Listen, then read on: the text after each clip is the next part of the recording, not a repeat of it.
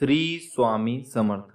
स्वामी म्हणतात, जेव्हा आपल्या आयुष्यात सगळ्यात चुकीच्या गोष्टी घडत असतात, जेव्हा तुम्हाला जाणीव होते तुम्ही पूर्णपणे एकटे पडला आहात, जेव्हा आयुष्यात मध्ये पुढे आपल्याला काय करायचे हे आपल्याला सुचत नाही, जेव्हा खूप दुःख असतात, प्रॉब्लेम असतात, तरी आपल्याला ते कोणाला सांगता येत नाही, जेव्हा वाटतं की आता सगळं संपलं, आता मी हरलो, आता मला नाही जमणार, मी थकलो, जेव्हा अचानक आपल्याला जवळची लोक आपल्यापासून लांब जातात, ज्याची आपण कधी अपेक्षा सुद्धा केलेली नसते, जेव्हा वाटतं की कंटाळा आलाय या आयुष्यात, सगळ्या गोष्टी विरुद्ध होत आहे.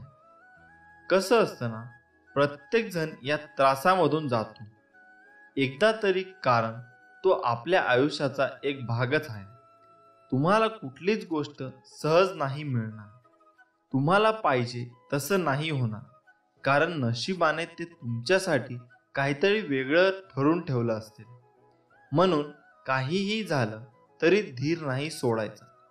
आज दिवस वाईट आहे, उद्याचा अजून वाईट, पण परवाचा दिवस चांगला असेल हे लक्षात ठेवा. कारण गोष्टी चुकीच्या घडत असतात, कारण त्यांना तुम्हाला काहीतरी शिकवायचं असतं, सांगायचं असतं, तुमचे धैर्य बघायचे असतात. तुम्हाला त्या सगळ्यांवर मात करायची आहे हे लक्षात घ्या. असं धीर सोडू नका आणि सर्वात पहिले नकारात्मक विचार आणू नका की असं नाही झालं तर, मला हे नाही जमलं तर, जर तरचा विचार करून काही होणार आहे. उलट असं विचार करा, मी अजून काय करू शकतो ज्याने माझे जिंकण्याचे चान्सेस अजून वाढतील. चांगल्या गोष्टी घडायच्या आधी वाईट गोष्टी घडतातच.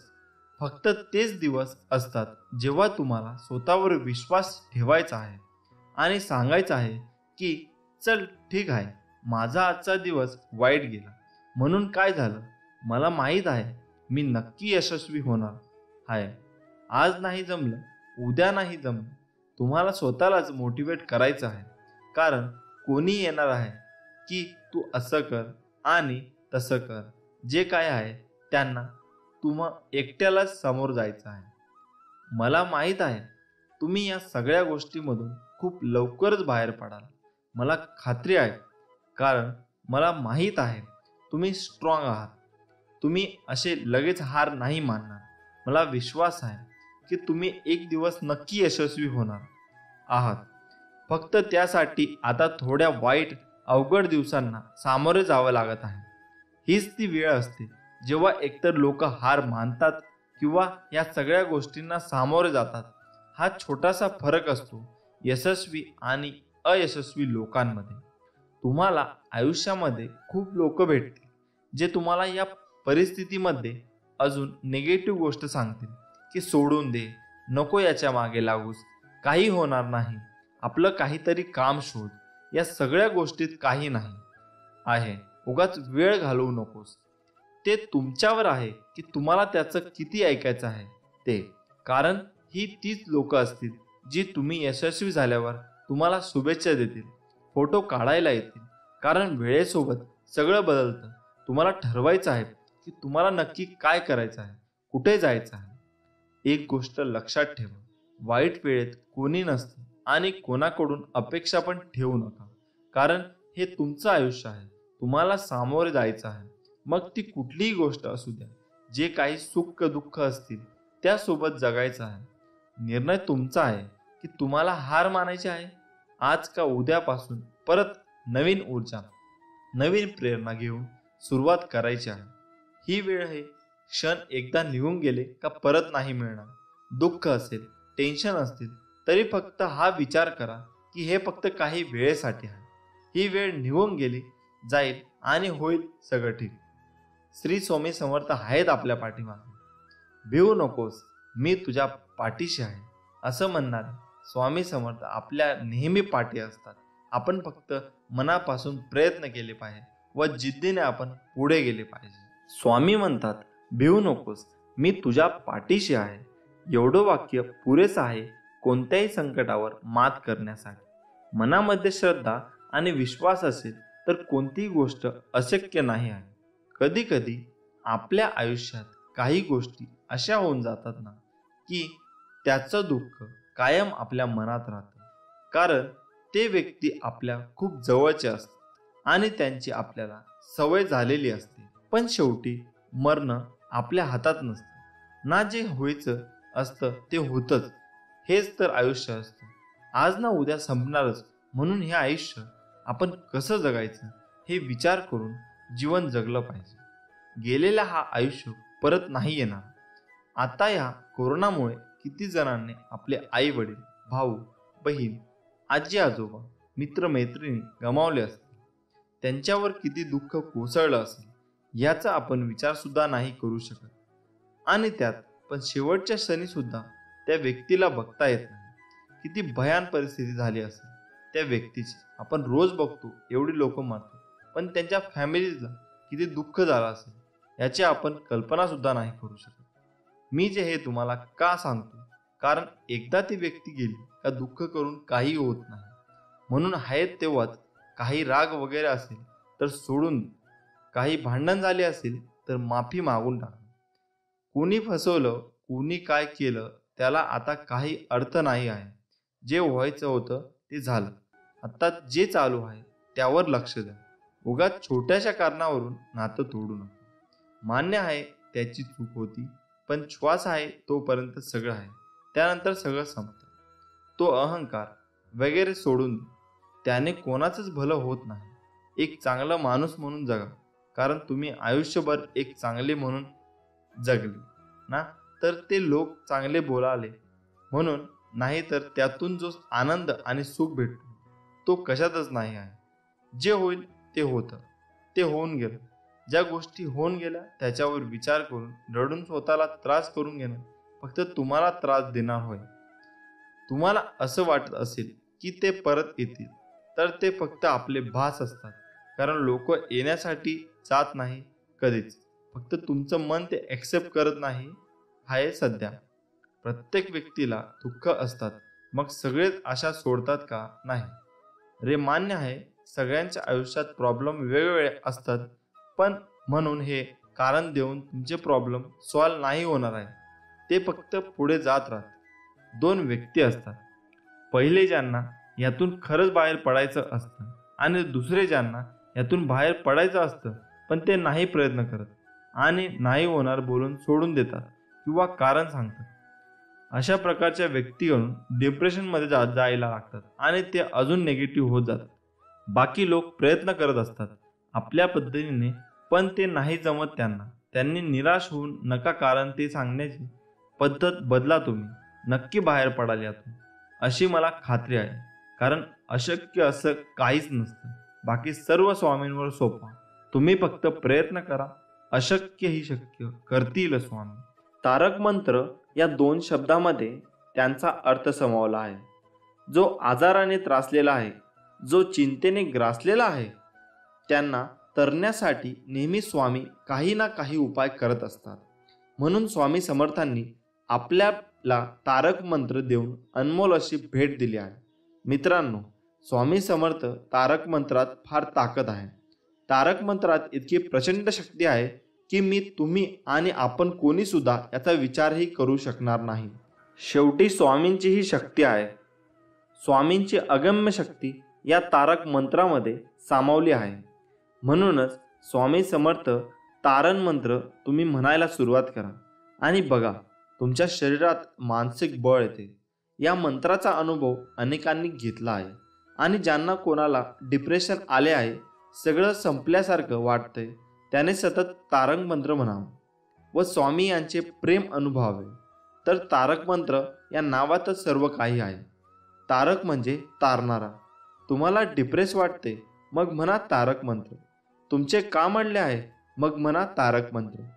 एकाकी एकटा पडल्यासारखं वाटत आहे, रडू येते किंवा उदास वाटतंय, या सगळ्यावरही एकच औषध आहे, तो म्हणजे आपल्या स्वामींचा तारक मंत्र. मित्रांनो, उदाहरण देऊ तेवढी कमीच आहे. हा तारक मंत्र इतका ताकदीचा आहे की तारक मंत्राची एक एक ओळ मनापासून समजून वाचली तर खरी जादू काय आहे हे आपल्याला नक्की समजेल. मंत्रांच्या पहिल्या ओळी तर स्वामीने असं सांगितलं की हे मना, तू निशंक हो, निर्भय हो. स्वामी नामाची व स्वामी बाळाची प्रचंड शक्ती तुझ्या मागे उभी आहे. त्यांना अशक्य असे काहीच नाही. ते स्वतः प्रारब्ध घडवतात व त्यांच्या आज्ञेशिवाय तुम्हाला कोणी हातही लावू शकणार नाही. स्वामी शक्ती इतकी अफाट आहे की आपल्याला आपल्या मनाला सांगावे लागेल, किती उगाच भीतोस, हे भय पळून जाऊ दे. स्वामी पाठीशी असताना भय कशाला हवे? नको घाबरू तू असे बाळ. त्याचा या अर्थातच ओळीतच सर्व काही आहे. कारण स्वामी आई म्हणून आपल्या महाराजांना आपण हाक नेहमी मारतो. मग एक आई आपल्या बाळाला एकटं कसं पाडेल? आपल्या बाळाला थोडा जरी त्रास झाला तर आई एकालाही काय वाटते हे फक्त आई झाल्यावरच समजते. मग स्वामी तर विश्वाची माऊली आहे. आईच्या कोमल हृदयापासूनच त्या माऊलीचे हृदय बनले. कदाचित मन घाबरण्याचा प्रश्न येतोच कुठे? खरा होई जागा श्रद्धे सहित, कसा होईल त्या बिना तू स्वामी भक्त. आई ही आई असली तरी तिच्याकडे पण प्रेम व्यक्त करावे. त्याशिवाय आईला कसे कळणार की ती जे काही आपल्या मुलांसाठी करते त्याची थोडी तरी जाणीव मुलांना आहे की नाही? असाच काही महाराजांचा आहे. महाराजांवर असलेले प्रेम, श्रद्धा, आपुलकी हे सर्व नामस्मरणद्वारे आपल्याला व्यक्त करायचं आहे.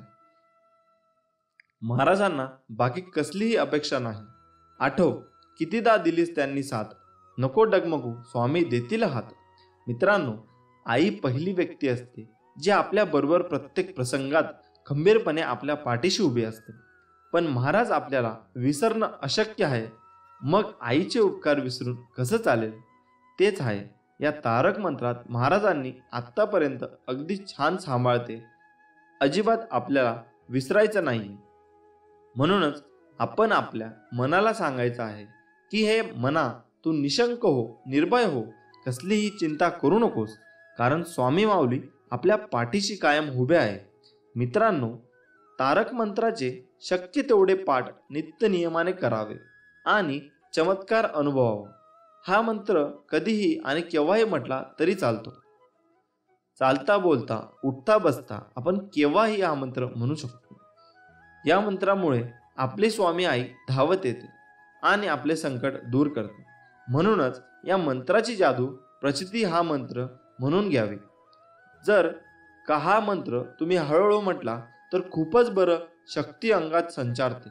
हा माझा आणि आपला स्वामींचा अनुभव आहे. या मंत्रात एक कडवे असे आहे की अतर्क्य अवधूत हे स्मर्तगामी, अशक्य ही शक्य करतील स्वामी. फक्त आणि फक्त या वचनावर आणि स्वामींवर विश्वास ठेवा आणि बघा, या जगातील कितीही मोठी गोष्ट असू द्या ते तुम्ही सहज मिळवाल. आणि नंतर तुमचे आजूबाजूचे मित्र किंवा नातेवाईक तुम्हाला म्हणतील, अरे तू असे काय करतो आहे की तुझी प्रगती एकदम झपाट्याने होते. तेव्हा मनातल्या मनात स्वतः बोला की माझ्या मागे माझे गुरु स्वामी समर्थ आहेत. या जगाचा जो एकच मालक आहे. या जगात झाडांची पाने सुद्धा त्यांच्या इच्छेने हलतात. आपल्या सर्वांचे ते रक्षण करतात. असे स्वामी महाराज माझ्या मागे होते, आहेत आणि कायम राहणार. श्री स्वामी समर्थ. जय जय स्वामी समर्थ. श्री स्वामी समर्थ. जय जय स्वामी समर्थ. आपल्याला स्वामी महाराज काय म्हणायचे? भिवू नकोस, मी तुझ्या पाठीशी आहे. श्री स्वामी समर्थ यांचे विचार खरंच जीवन बदलून टाकणारे आहे.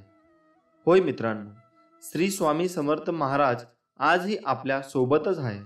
त्यांच्या अस्तित्वाची प्रचिती आजही आपल्याला येत असते. ज्यांचे स्वामींवर नितांत श्रद्धा आणि भक्ती आहे त्यांना श्री स्वामींचा साक्षात्कार आजही होत असतो. कारण स्वामी आपल्याला सोडून गेलेच नाही, ते आपल्यामध्येच आहे. म्हणूनच तर त्यांनी समाधी घेण्या अगोदर काही क्षण असे म्हटले होते, अरे हा मी मेलेला नाही, मी जाणारही नाही, मी सदैव तुझ्या जवळच राहील. माणसाच्या इच्छा पूर्ण होत नाही तेव्हा क्रोध वाढतो आणि इच्छा पूर्ण होतात तेव्हा लोभ. ध्येय ठेवाल तर आयुष्यातील सर्व लढाया जिंकू शकाल. फक्त आपल्या परमेश्वरावर विश्वास ठेवा, जसा अर्जुनाने कृष्णावर ठेवला होता. स्वामी म्हणतात, तू फक्त नाम घे, तुझे कार्यकाळ मी स्वतः चालवत आहे. अरे, आपण दोघेही या जन्मातच नाही तर मागच्या कित्येक जन्मांपासून एकत्र आहोत. तुझ्या मागील जन्मीचा सगळा लेखाजोखा माझ्या नजरेसमोर आहे. बैलासारखे कष्ट कर, व्यवहारात लबाडी करू नकोस. माझे सगळे लक्ष आहे तुझ्यावर. आपल्यापेक्षा कमजोर आणि अपंग लोकांना यथाशक्ती मदत कर. तुझ्या पदाचा, प्रतिष्ठेचा, पैशाचा अहंकार अजिबात करू नकोस. तुझ्या वाट्याला येणारे भोग आणि त्यांचे दुःख भोगल्यानंतर मी तुला नक्की जवळ करेल. लक्षात ठेव, मी तुझा हात पकडला आहे, तो सोडण्यासाठी नाही. फक्त मला विसरू नकोस. तुझे प्रत्येक चांगले कर्म मला समर्पित करत जा, पुण्याचेच काम करत जा. मग मी तुला लहान बाळासारखे सांभाळले, तुझे लाड करेन. पण तू जर का लोकांच्या मार्गात अडचणी निर्माण करणार असशील तर मी तुझ्या कमरेत देखील लाथ घालेन. तू 16 मान किंवा नको माणूस चालेल, पण तुझ्या आचार मात्र नीट आणि पवित्र ठेव. तू रोज 11 माळी जप, स्वाध्याय कर किंवा नको, शास्त्र वाच किंवा नको वाचूस. तुझी निवड त्यासाठी वेळ नाही दिला तरी चालेल, पण आपल्या माणसांची मने नक्की वाचा. बघ तुला हे जमते का? तू मंदिरात सेवाला ये किंवा नको येऊस, ही तुझी आवड आहे. त्यासाठी सवय नसली तरी चालेल, पण सेवेत असलेल्या भक्तांमध्ये देव पाहायला नक्की शिक. विचारांवर लक्ष ठेव, त्यांचे शब्द होतात आणि शब्दांवर लक्ष ठेवा, त्या कृतीत उतरतात.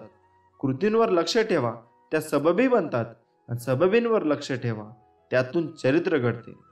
चारित्र्यावर लक्ष ठेवा, ते आपले भविष्य घडवते. कोणाचीही त्यांच्या सध्याच्या परिस्थितीवरनं खिल्ली उडवू नकोस, कारण काळ इतका सामर्थ्यशाली आहे की तो एका सामान्य कोळशालाही हळूहळू हिरा बनवतो. किती दिवसाचे आयुष्य असते, आजचे अस्तित्व उद्या नसते.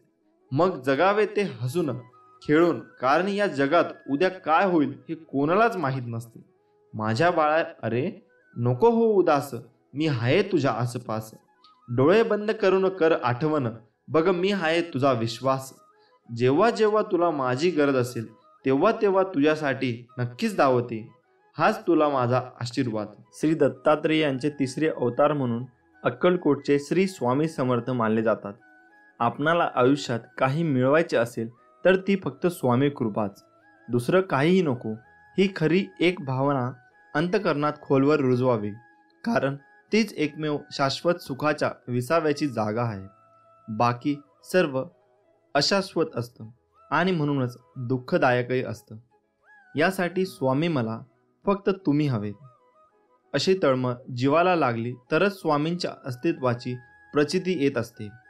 आणि मग सुखदुःखासारख्या क्षुल्लक गोष्टींची बाधा स्वामी आपल्याला होऊनच देत नाहीत, कारण स्वामी माऊली म्हणजे साक्षात दत्तमूर्ती. दाय म्हणजे देणारा, सर्व काही आपल्या भक्तावर प्रेमाने लुटवणारा कृपा सिंधूच आहे तो. फक्त आपली अढळ निष्ठा आणि अनन्य प्रेम हवे माऊलीवर. तू कर मत फिक्र, जो हुआ नहीं मैं करूंगा वो जो तूने सोचा ही नहीं. श्री स्वामी समर्थ. स्वामी म्हणतात, फक्त तू कोणाला फसवू नकोस, मी आहे तुझ्या पाठीशी, तुझी फसवणूक होऊ देणार नाही. अडचणी आयुष्यात नव्हे तर मनात असतात. ज्या दिवशी मनावर विजय मिळवाल त्या दिवशी आपोआप मार्ग निघाल. जी झुंज तू खेळतो आहेस मनाशी, त्यात तुला मार्ग दाखवत असणार मी. भिवू नकोस, मी तुझ्या पाठीशी आहे. जीवनात सगळ्याच गोष्टी वाईट घडत असतील, एकही गोष्ट आपल्याला पाहिजे तशी होत नसेल तर रडत नाही बसायचं. कदाचित तुमच्या काम करण्याची पद्धत चुकीची असू शकते, फक्त तेव्हा एकच गोष्ट लक्षात ठेवा, जर बाकीचे करू शकतात तर मी का नाही. मला माहीत आहे तुम्ही पूर्ण करू शकता, कारण तुमच्यात तेवढी क्षमता आहे आणि जिद्दसुद्धा. आता तुम्ही चालू केलेली शर्यत तुम्ही संपवायची आहे, कारण लोक इथे तुमच्या हरण्याची वाट बघत आहे. असं म्हणतात की काळजी करणारी माणसं मिळायला भाग्य लागतं, पण अशी माणसं आपल्याला मिळाली आहेत हे समजायला जास्त भाग्य लागतं. विश्वास ठेव, अरे जो माझा हात पकडतो त्याला कधी कोणाचे पाय पकडायची गरज भासत नाही. कोण म्हणतं स्वामी दिसत नाही? स्वामी तर तेव्हा दिसतात जेव्हा कोणी दिसत नाही. श्री स्वामी समर्थ. माणूस विचार करतच असतो, पण ते विचार चांगले असावेत आणि त्याची दिशा चांगली असावी, हे महत्त्वाचे.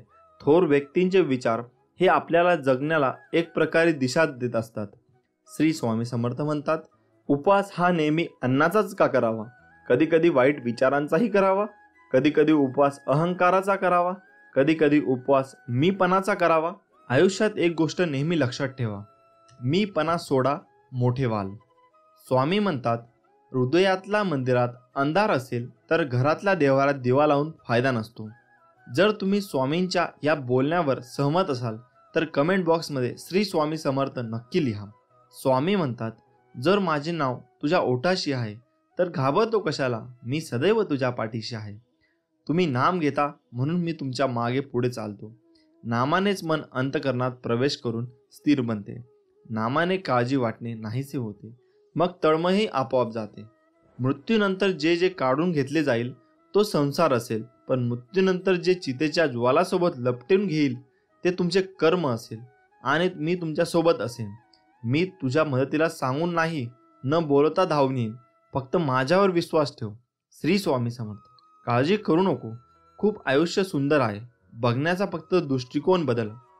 नियत कितीही चांगली असू द्या, ही दुनिया आपल्या दिखाव्यावरून आपली किंमत ठरवत असते. आणि आपला दिखावा कितीही चांगला असू द्या, परमेश्वर आपली नियत ओळखून आपल्याला फळ देत असतो. आता तुम्ही कमेंट करून नक्की सांगा, आपल्याला नियत चांगली ठेवली पाहिजे की दिखावा? हातावरील रेषेत दडलेले भविष्य पाहू नका, तर त्याच्या हाताप्रमाणे प्रामाणिकपणे काम आणि मुखात स्वामी नाम राहू द्या. एक शब्द आहे नशीब, याच्याशी लढून बघा अन हरला नाही तर सांगा.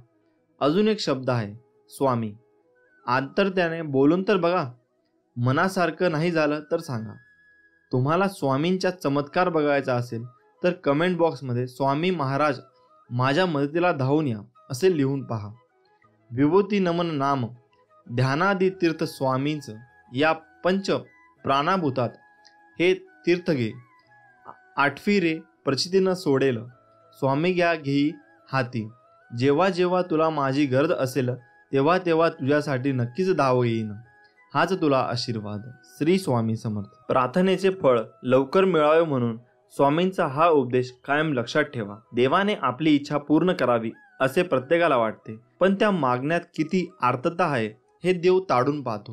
म्हणून स्वामी सांगतात, प्रार्थना सगळेच करतात, परंतु सगळ्यांचीच प्रार्थना फळतेच असे नाही का? याचे कारण स्वामी समर्थ महाराज म्हणतात, एक दृष्टांत देऊन सांगतात. एकदा समस्त शिष्यांसमवेत स्वामी समर्थ महाराज प्रवासात निघाले होते. प्रवासात असताना अवकाळी पाऊस सुरू झाला. स्वामींची सोबत असूनही सगळे बिथरले होते. सर्वांनी एका झाडाचा आश्रय घेतला. सगळेजण पाऊस थांबण्याची वाट पाहत होते, परंतु पावसाचा जोर वाढतच चालला होता. असे चालत राहिले तर पूरसदृश्य परिस्थिती निर्माण होईल, या भीतीने सगळे भक्त स्वामींना शरण गेले. तेव्हा स्वामी म्हणाले, अरे, अशी गयावया करण्यापेक्षा त्या पावसाला हात जोडून विनवणी करा, प्रार्थना करा. सर्वांनी मनापासून प्रार्थना केली तर तो नक्की तुमचं ऐकेल. प्रार्थनेत शक्ती असतेच, परंतु सामूहिक प्रार्थना लवकर फळते. यासाठी सर्वांनी एकमुखाने एक दिलाने प्रार्थना करा. सर्वांना स्वामींचे म्हणणे पटले. सर्व भक्तांनी प्रार्थना केली आणि काय आश्चर्य, पाऊस कमी होत होत पूर्ण थांबला. तात्पर्य हेच, स्वामी म्हणतात, एखादी गोष्ट तळमळीने केली तर तिचे फळ निश्चित मिळते. प्रार्थना अशी करा की समोरच्याला तुमचे ऐकावेच लागेल. एवढी शक्ती तुमच्या शब्दामध्ये आणि भावनेमध्ये असायला हवी, तर ती खरी प्रार्थना.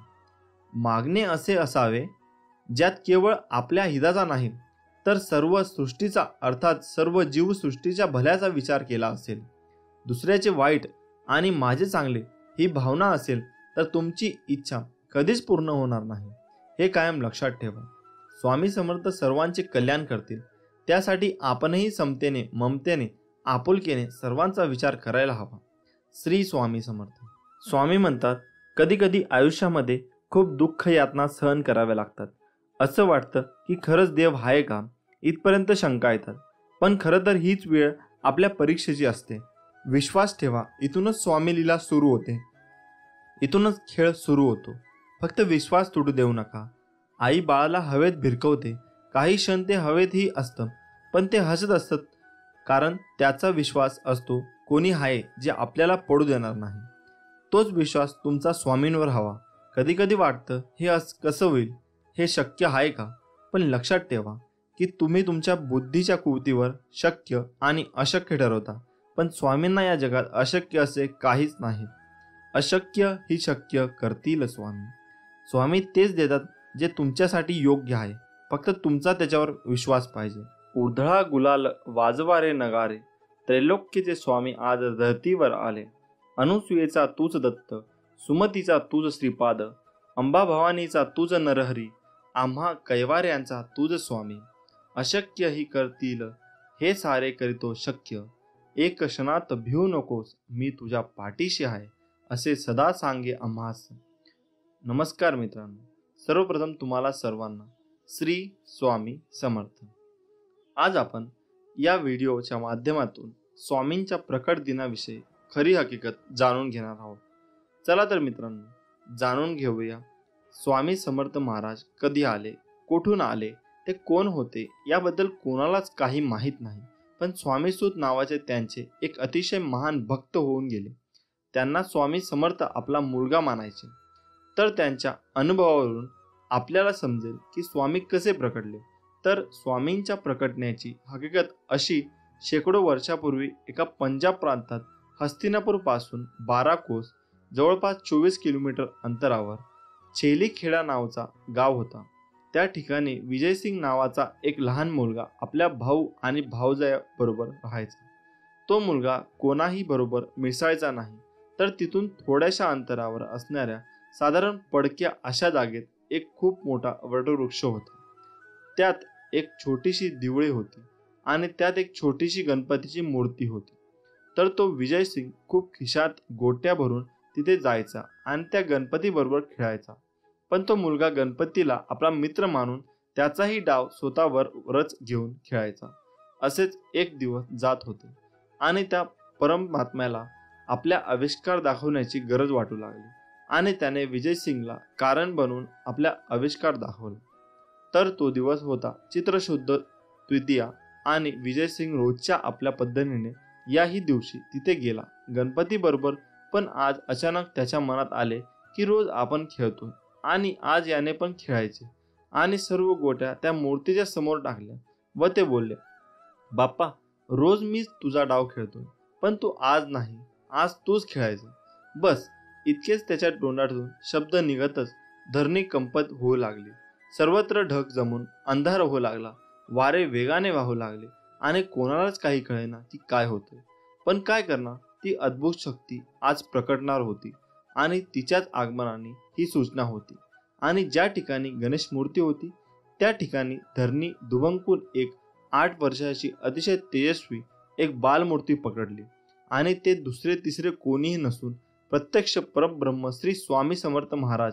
आणि तो विजयसिंग गोट्या खेळताना तेव्हा स्वामींकडून हरला आणि बालरूप स्वामींनी त्याला गोट्या उधार दिल्या आणि परत भेटण्याचे वचन देऊन तेथून ते गुप्त झाले. आता शंका ही उपस्थित होईल की ही गोष्ट कशी काय कळाली. पण या गोष्टीचा उलगडा आज झाला. कोकणातील हरिभाऊ स्वामीसूत हे अक्कलकोटला आले होते आपल्या ऐहिक इच्छापूर्तीसाठी. तेव्हा ते तिथे काही दिवस वास्तव्याला होते आणि एक दिवस स्वामींना त्यांना जवळ बोलावले, मांडीवर घेतले, सांगितले की आजपासून तू माझा सूत झालास.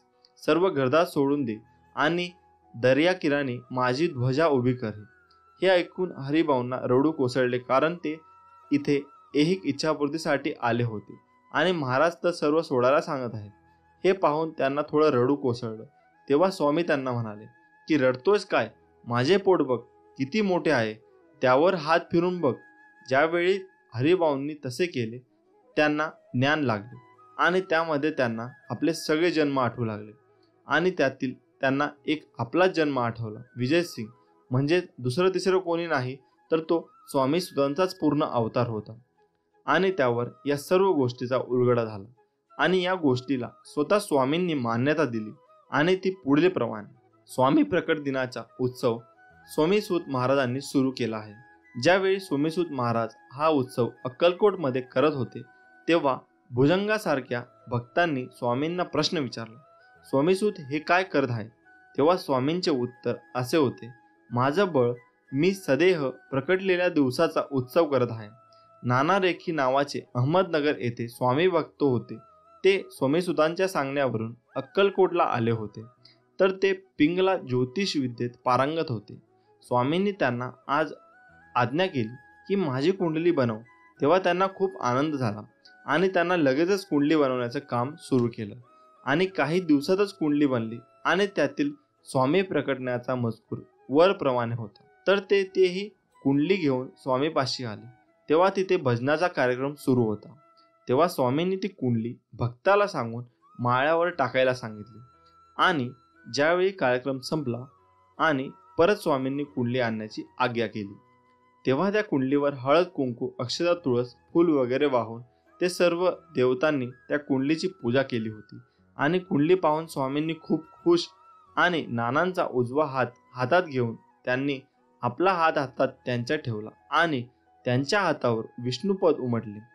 स्वामींचे याचाच अर्थ स्वामींनी वरील कुंडलीला म्हणजे प्रत्यक्षरित्या स्वामी सुतांनी मांडलेल्या स्वामींच्या प्रकटण्यालाच मान्यता दिली आणि त्यांचा प्रसाद म्हणून नाना रेखींच्या हातावर विष्णुपद उमटले. आणि आजही स्वामींची कुंडली स्वामींच्या अहमदनगरच्या मठात आहे. स्वामी समर्थ महाराज कार्दाली वनात योग्यांच्या मार्गदर्शन करायला येण्यापूर्वी ते जगात वेगवेगळ्या ठिकाणी स्वतःचे खरे नाव ओळख लपवून चंचल भारती, दिगंबर बुवा अशा नावाने सुद्धा कार्यरत होते. स्वामी समर्थ प्रकट दिन आपल्या सर्वांसाठी खूप मोठी महापर्वणी आहे आणि आपल्या सर्वांच्या पुण्याईने आपल्याला ही माहिती प्राप्त झाली. श्री स्वामी समर्थ. जय जय स्वामी समर्थ.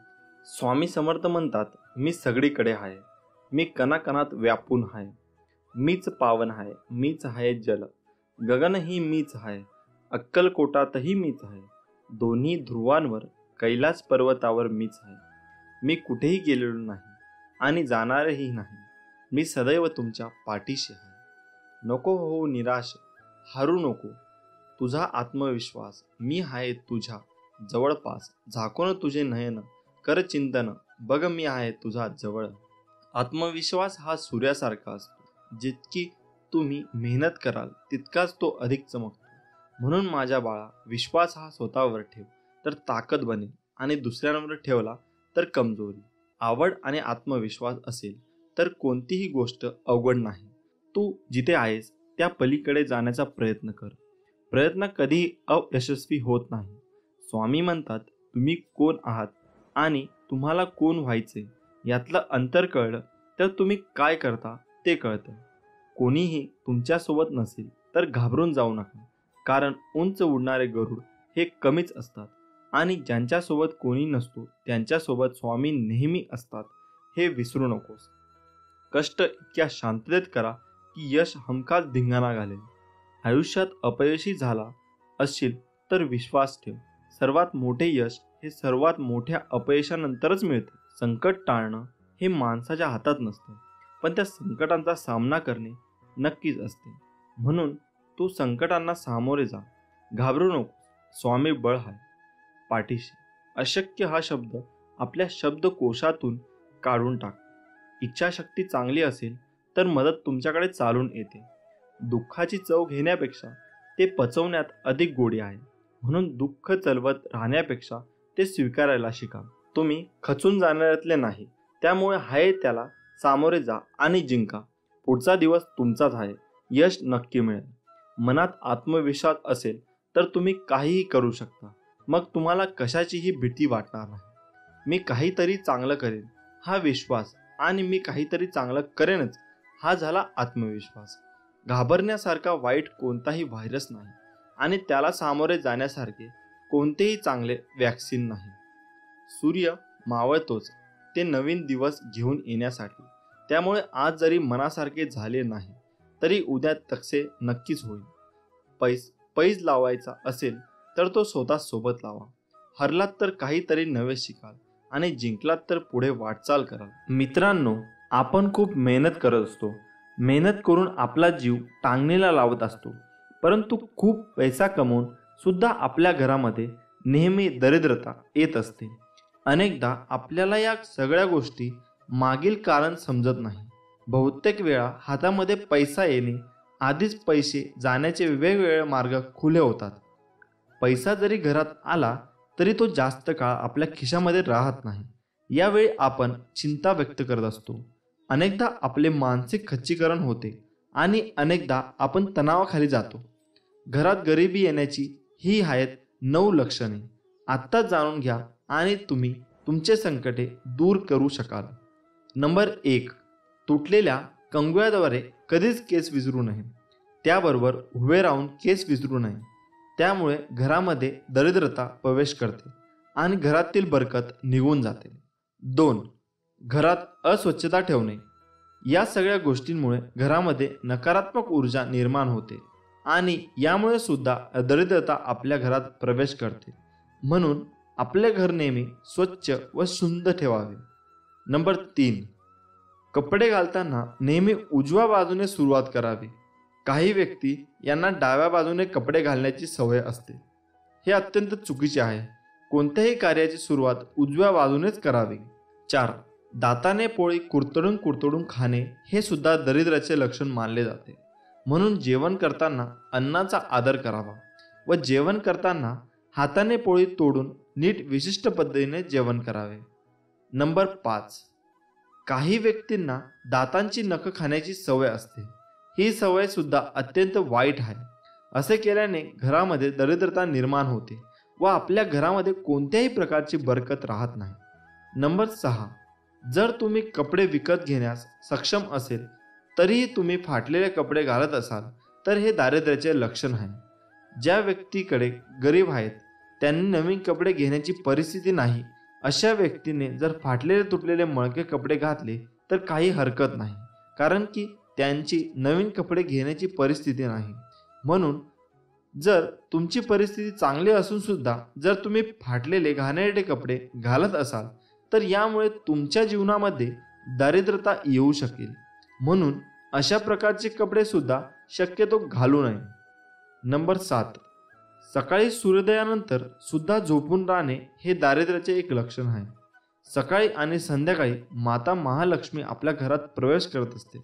जर अशा वेळी आपण झोपलेले असू तर माता महालक्ष्मी आपल्या घरामध्ये प्रवेश न करताच निघून जाते आणि यामुळे आपल्या घरामध्ये सुख शांती वैभव येत नाही. त्याचबरोबर अलक्ष्मी म्हणजे गरिबी भरपूर प्रमाणामध्ये येऊ लागते. म्हणून सूर्योदयापूर्वी उठून घराची स्वच्छता करून माता महालक्ष्मीचे स्वागत करावे. पिण्याचे पाणी रात्री होडे अजिबात ठेवू नये. हे सुद्धा दरिद्र येण्याची लक्षणे मानले जाते. म्हणून पिण्याचे पाणी नेहमी झाकून ठेवायला हवे. नंबर 8. दारासमोर चप्पल जर उलट्या असतील तर त्यांना आपण सरळ करायला हव्यात. जर उलट्या चप्पल व बूट यावर आपल्या दारासमोर असेल तर यामुळे सुद्धा गरिबी अनेक अडचणी आणि आपल्या घरामध्ये प्रवेश करत असतात. म्हणून जर चपला बूट उलटे दिसले तर लगेच सरळ करावे. नंबर 9. मुक्या प्राण्यांना कधीच लाथ मारू नये. असे केल्याने आपल्या घरामध्ये विविध अडचणी निर्माण होऊ शकतात. त्याचबरोबर आपल्या घरामध्ये हे पाहुणे येतात, त्यांच्याशी नेहमी चांगले वागायला हवे. त्यांच्याशी कधीही वाद घालू नये. कारण की भारतीय संस्कृतीमध्ये जे पाहुणे आपल्या घरी येत असतात ते प्रत्यक्ष देवस्वरूप आपण त्यांना मानत असतो. भारतीय संस्कृतीमध्ये अतिथी देवो भव असे म्हटले जाते, कारण की पाहुण्यांना आपण देवाचा दर्जा देत असतो. म्हणून जर तुमच्या घरी कोणतेही पाहुणे आले तर त्यांना मान सन्मान अवश्य करा. त्यांना अपमानित करू नका. त्यामुळे सुद्धा तुमच्या घरातील दरिद्रता प्रवेश करू शकते. आपल्या घरामध्ये नेहमी सकारात्मक वातावरण निर्माण राहील याची काळजी सुद्धा आपण घेणे गरजेचे आहे. कारण की ज्या घरामध्ये नेहमी सकारात्मक वातावरण राहते त्या घरामध्ये माता महालक्ष्मी व अन्य देवी देवता नेहमी वास्तव्य करतात. म्हणून आपल्या घरातील वातावरण नेहमी सकारात्मक ठेवा आणि नेहमी परिश्रम करून आपल्या घरामध्ये माता महालक्ष्मीचे आगमन आनंदाने करा. अवधूत चिंतन. श्री गुरुदेव दत्त.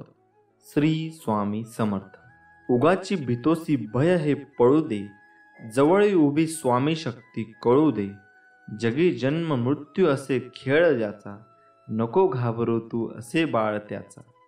नमस्कार मित्रांनो, आपले स्वामी काय सांगतात आयुष्यात नेहमी लक्षात ठेवा, आपल्यामुळे दुसऱ्याच्या डोळ्यात पाणी येणे हा सर्वात मोठा गुन्हा आहे आणि आपल्यासाठी कोणाच्या डोळ्यात पाणी येणे हे सर्वात मोठे यश आहे. तुझं माझं करता करता एक दिवस जायचं आहे. जे कमावलं ते इथेच ठेवून जायचं आहे. तुम्ही चांगले कर्म करा, सोबत तुमच्यात तेच जाणार आहे. रडल्यानंतर अश्रूसुद्धा परके होतात, हसल्याने परके सुद्धा आपले होतात. मला ती नाती आवडतात ज्यात मी नाही आपण असतो. जर कोणावर चिडणार असाल तर विचार करून चिडा, कारण आजकाल समजून घेण्याची पद्धत बंद झाली.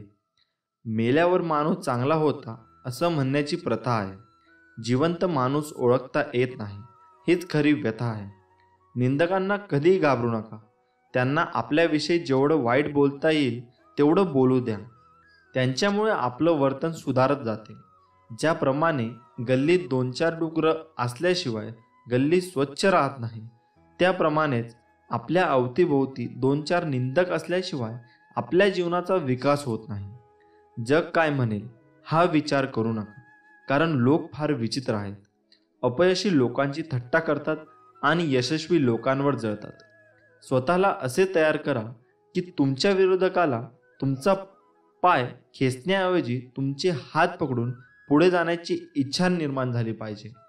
कोणतीही गोष्ट साध्य करण्यासाठी फक्त शक्ती असून चालत नाही, तर त्याला सहनशक्तीचीही जोड असावी लागते. माणूस कसा दिसतो यापेक्षा कसा आहे याला महत्त्व असतं, कारण शेवटी सौंदर्याचं आयुष्य तारुण्यापर्यंत तर गुणाचं आयुष्य मरणापर्यंत असते. अभिमानाला कधी तुमच्या मनाच्या घरात येऊ देऊ नका आणि स्वाभिमानाला कधी मनाच्या घरातून बाहेर काढू नका, कारण अभिमान तुम्हाला कधीच प्रगती करू देणार नाही आणि स्वाभिमान तुम्हाला कधीच अधोगतीकडे जाऊ देणार नाही. अपेक्षा जरूर बाळगा, पण नाती व माणसं तुटणार नाही याची फक्त काळजी घ्या. आयुष्य फार सुंदर आहे, ते फक्त चांगल्या विचारांनी जगता आलं पाहिजे. समाज समजवण्यापेक्षा समजून घेण्यामध्ये खरी परीक्षा असते, कारण समजवण्यासाठी अनुभवाचा कस लागतो, तर समजून घेण्यासाठी मनाचा मोठेपणा लागतो. लोक तुमची स्तुती करोत वा निंदा, तुमचं लक्ष तुमच्यावर कृपा करो वा न करो, तुमचा मृत्यू आज हो वा उद्या, आपल्या मार्गावरून कधीही भटकू नका.